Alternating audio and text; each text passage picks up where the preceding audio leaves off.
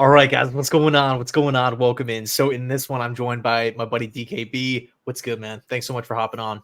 Yeah. Beautiful Sunday morning. Can't wait for the padded practices tomorrow, man. Is the most excited I've been for a training camp with legit production and talent that we've had in like the last decade.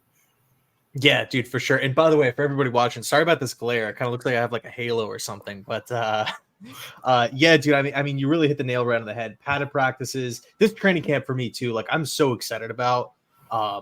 Just not necessarily in comparison to recent years, because every year I'm just so juiced up, ready for the start of the season. No matter really what our projected record is supposed to be, or how good how good the division is supposed to be. All these other factors. Every year I'm just kind of like ramping up, like ready for the season to go. But dude, so far, man, this has definitely been, in my opinion, the most positive training camp that I've seen, or I guess maybe I've heard so far. With the lack of injuries, let me knock on wood, with players stepping up, with young players doing their thing, turning heads. Guys like Tack McKinley and Alan Lazard contributing. What do you kind of make so far of the positivity coming out of Jets camp?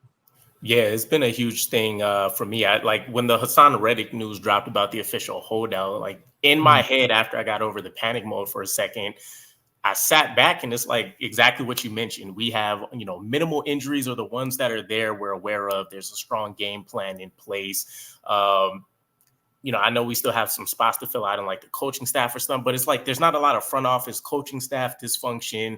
There's not a significant gap or hole in the roster that we have to worry about. And so if the biggest issue is a contract holdout for me, it's a huge win for Jets Nation as a whole. Like us sitting as fans, we don't have to worry about 6-7 different storylines going on just to get into the regular season and hope that doesn't, impact our play. For sure, dude. Like I feel like every year there's always like this major distraction, whether it's like the Carl Lawson injury or like Becton, the whole Becton versus the coaching staff, that kind of thing. Players swapping positions, QB getting sacked, in whatever the case is. But this year, we have the Reddick situation.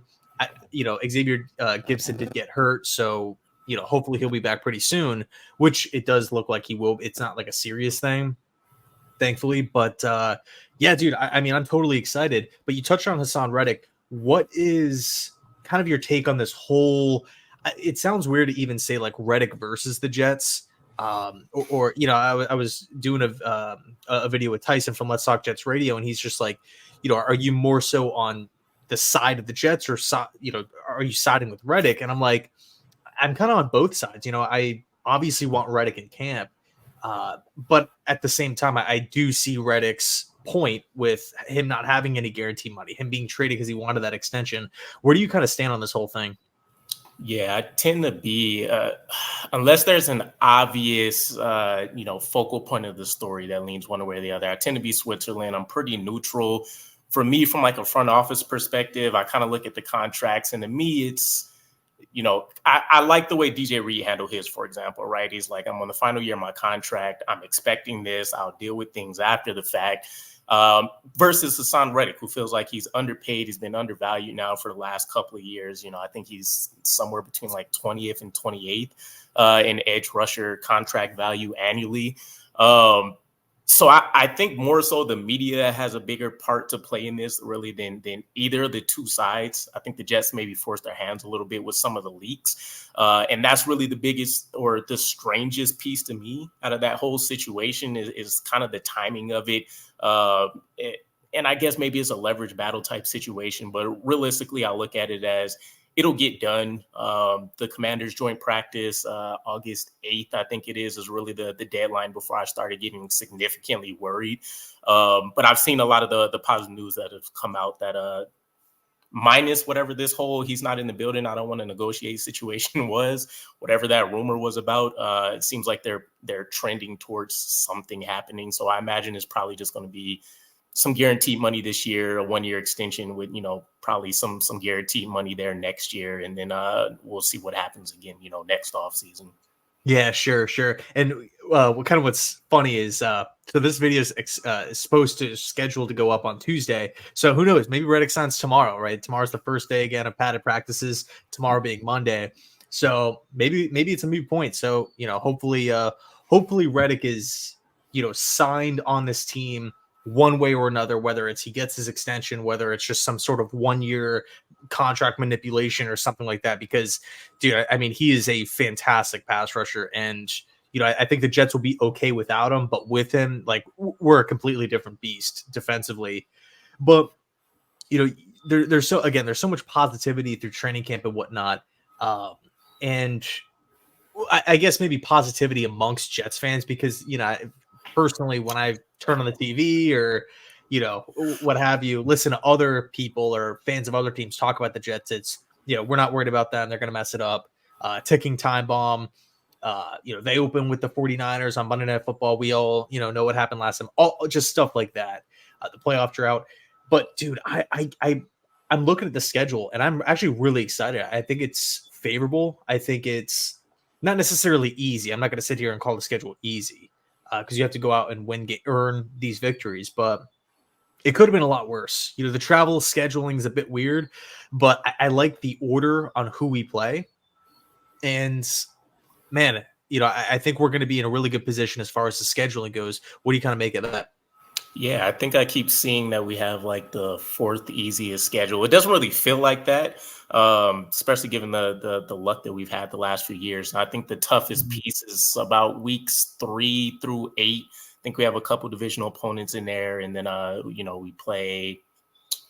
Who is it? Maybe like the Chargers, some underrated teams that will be trap games, right? Some situations where we're breaking even probably by like the trade deadline piece. We could probably be concerned, but realistically, an elite defense and historically poor quarterback play is guaranteed us 7 wins for 3 years now. So I just have to look at it and imagine Aaron Rodgers, even if he's not at an MVP level, just effective chain mover, can put up 20 points a game.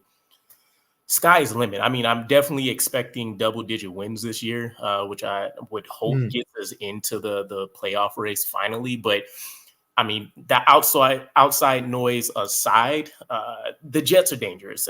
There's no other way to look about it. I mean, whether we're relying on the pass game or the run game, I think we should be fine. And we're kind of finally built to actually play in the cold again, which I don't feel like has been the case for the last couple of years.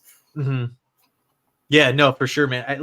That was such a huge talking point, around the time of the NFL draft, which was, drafting Braylon Allen and Isaiah Davis, already having Brees and Izzy. And then we go and we signed Tariq Cohen too. So the Jets are freaking loaded at running back. But I don't want to put you on the spot here, but what are you kind of thinking as far as, record prediction early on? Of course, we haven't even seen a preseason game yet. So we have to take things with a grain of salt. But what's kind of, you mentioned double digits before. Are you thinking like 10 or 14, somewhere in the middle? Yeah, the safe play for me, without again having really have seen anything significant, is probably 10 or 11 wins. I just have to imagine that there's going to be a ton of low scoring affairs, specifically for the opposite team. But if we end up being in that battle too, that we'll pull out, heroic final drive by Rodgers, or it's just strict game clock management, ground and pound type situation.